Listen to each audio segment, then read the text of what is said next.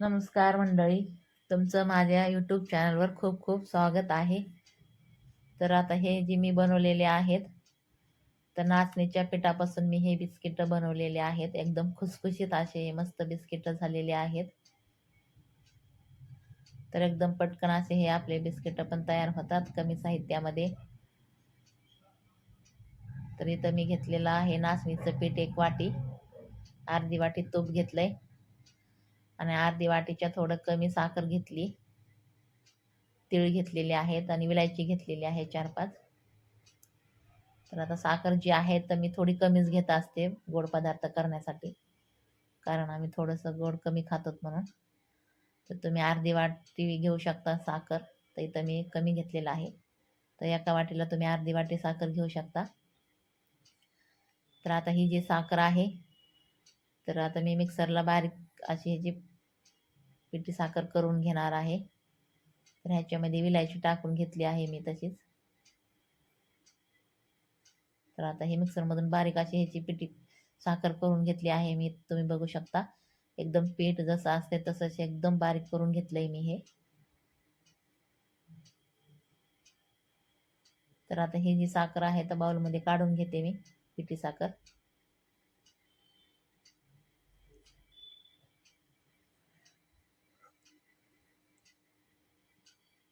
तर आता हे साखर पेठी साखर मी बाउलमध्ये काढून घेतली आहे. आता ह्याच्यामध्ये मी आधी 2 चमचे तूप टाकणार आहे, पूर्ण तूप टाकणार नाही ह्याच्यामध्ये मी आधीच. तर आता हे पिठी साखर आणि हे तूप जे आहे तर छान असं हे मिक्स करून घ्यायचं आहे आपल्याला. तर छान असं हे मिक्स करून झालंय माझं.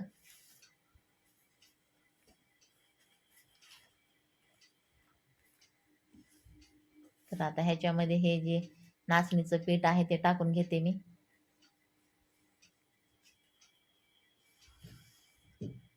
आणि हे परत मिक्स करून घेते.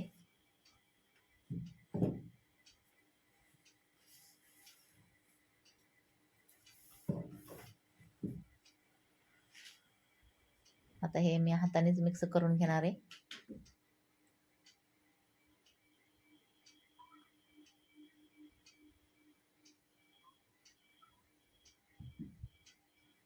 तर आता हे थोडं मिक्स करून घेतलंय मी.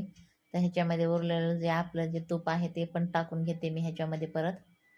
आणि परत एकदा हे छान मिक्स करून घेते. पूर्ण पिठाला तूप लागायला पाहिजे तसं.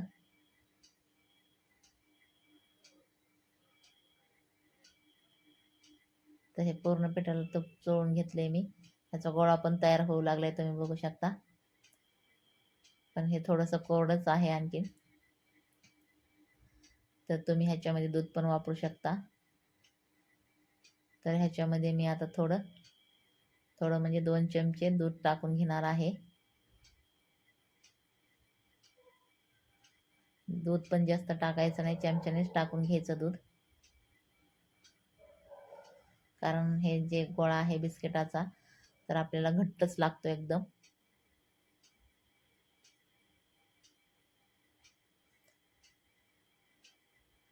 आणि हे जे आहे तर एकदम जास्त मळून पण घ्यायचं नाही, ओबडधोबडच मळून घ्यायचं आपल्याला हे पीठ बिस्किटाचं. तर आता इथं मी चाळणी घेतली आहे, त्याला तूप लावून घेतलं आहे चाळणीला. आता ह्या चाळणीमध्येच मी बिस्किट करून घेणार आहे कढईमध्ये. हे बिस्किट करण्यासाठीच ही चाळणी वापरते मी.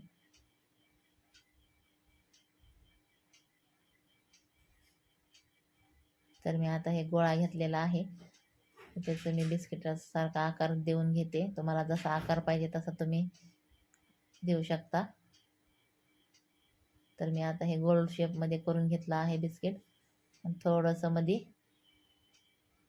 खोलगट असं केलेलं आहे, कारण त्याच्यामध्ये मी तीळ लावणार आहे. तर आता हे तीळ टाकून घेते त्याच्यावरती. आणि तीळ जे आहे तर छान असे चिटकून बसण्यासाठी थोडंसं ह्याला प्रेस करते वरून मी. तर तीळ जे आहेत आपले छान असे हे बिस्किटाला चिटकून राहतील. तर असेच बिस्किट करून घेते मी सगळे. दुसरं पण दाखवते तुम्हाला करून. हातावर पण तुम्ही करू शकता, हे छान असा शेप देऊ शकता हातावर बी. आता ह्याच्यावर तीळ टाकून घेते मी.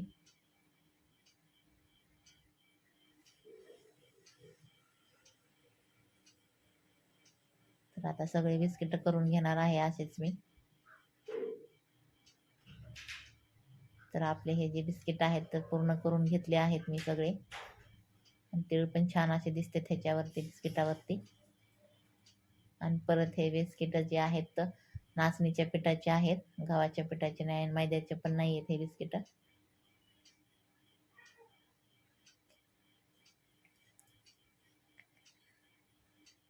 तर आता मी हे कढईमध्येच करणार आहे बिस्किट.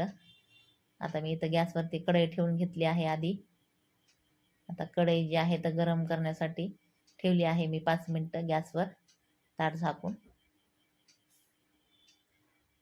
तर आता ही चाळणी जी आहे तर कढईमध्ये ठेवून घेते मी आणि त्याच्यावर ताट झाकून ठेवते.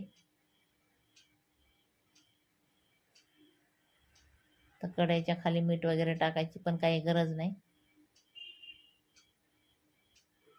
तर साधारण मी अर्धा ते 35 मिनिट, 30 ते 35 मिनिटं हे मंद गॅसवर बेक होऊन दिलेले आहेत बिस्किट. मी एकदम मंद केलेला होता मी गॅसची फ्लेम जी आहे ती एकदम लो केलेली होती मी. 30 ते 35 मिनिटं हे बिस्किट मी बेक होऊन दिले आहेत. तर तुम्ही बघू शकता 30 ते 35 मिनिटं हे आपले झालेले आहेत. तर आता हे बिस्किट मी काढून घेतलेले आहे चाळणी बिस्किटाची. आता हे थंड होण्यासाठी मी ठेवून देणार आहे. साधारण 15 ते 20 मिनिटं मी ठेवून दिलेलं आहे हे थंड होण्यासाठी. तुम्ही बघू शकता छान असे हे आपले बिस्किट तयार झालेले आहेत. एकदम मस्त असे, खायला पण खूप टेस्टी लागते हे बिस्किट.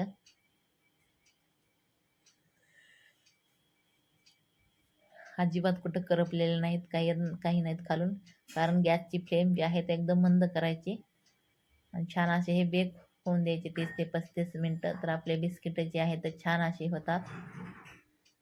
तर आता हे एका डिशमध्ये काढून घेते मी हे बिस्किट.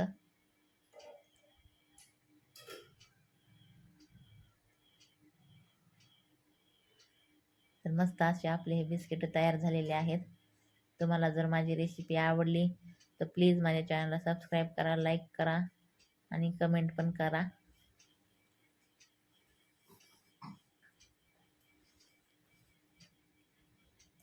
तर एकदम खुसखुशीत आपले हे बिस्किट तयार झालेले आहेत, तुम्ही बघू शकता.